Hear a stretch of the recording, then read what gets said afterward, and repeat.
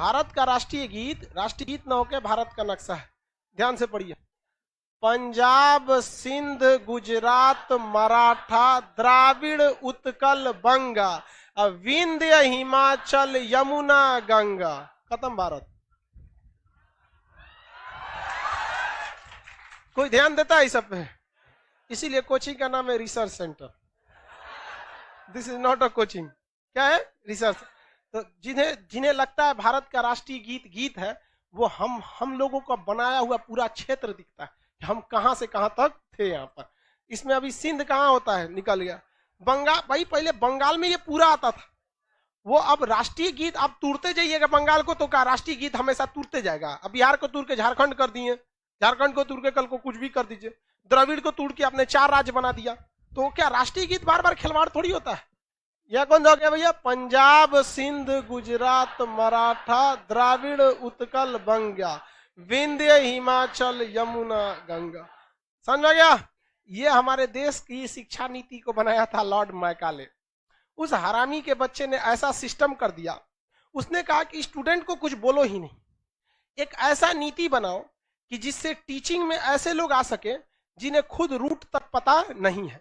क्योंकि अगर किसी चीज को बर्बाद करना है ना, तो सबसे पहले उसकी शिक्षा व्यवस्था को बर्बाद कर। तो लॉर्ड मैकाले ने ऐसा बहाली निकालना चालू किया टीचिंग में जिसको कोई मतलब नहीं। और हर चीज पे देखेंगे ना, दुनिया का किसी भी चीज के पोस्ट को आप जान सकते हैं। आपके सामने दरोगा खड़ा है या एसपी, बता सकते हैं कि नहीं? आराम से। ब्रिगेडियर खड़ा है या फिर लेफ्टिनेंट कर्नल, आराम से वर्दी देख के पता चल जाता है। सिपाही है कि डीआईजी, पता चल जाएगा, आराम से पता चल जाता है। डॉक्टर में भी देखिएगा, सीनियर डॉक्टर, जूनियर डॉक्टर, आराम से पता चल जाता है। सीनियर वकील में देखिएगा, सीनियर वकील का अलग पहचान होता है, जूनियर का अलग होता है। देखते हैं कि नहीं? पायलट में सीनियर पायलट ऐसा।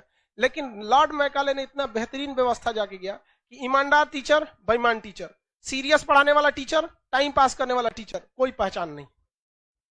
कोई पहचान है नहीं।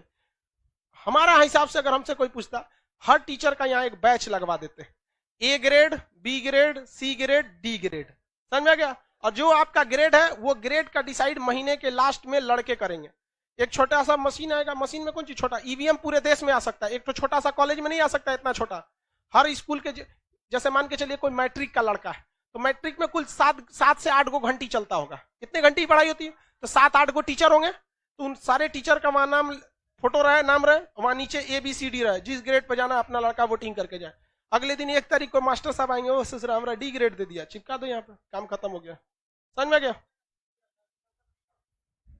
तो वहां पे आपको क्या लगा देना चाहिए? D grade. अब जिस टीचर को लगा रहेगा नहीं यहाँ डी ग्रेड, अब उसको शर्म लगेगा कि नहीं?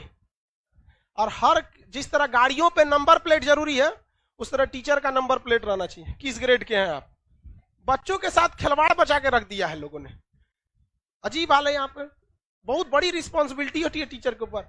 ये इतना बड़ा क्लासरूम इस बात का चीख चीख के गवाही देता है कि मैट्रिक और इंटर में आपके टीचरों ने आपके साथ बेईमानी, दगाबाजी किया है, वरना यहां बैठने की कोई जरूरत नहीं थी।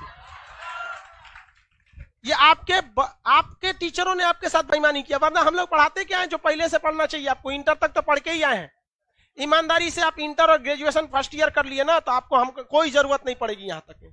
तो ये इस बात का सबूत है कि भारत में कितने बर्बाद किया गया है, इतना मतलब रद्द कर दिया इन लोगों ने। तो इस चीज को सुधारना चाहिए, जिसको बर्बाद करके किसने किया है? Lord Macaulay.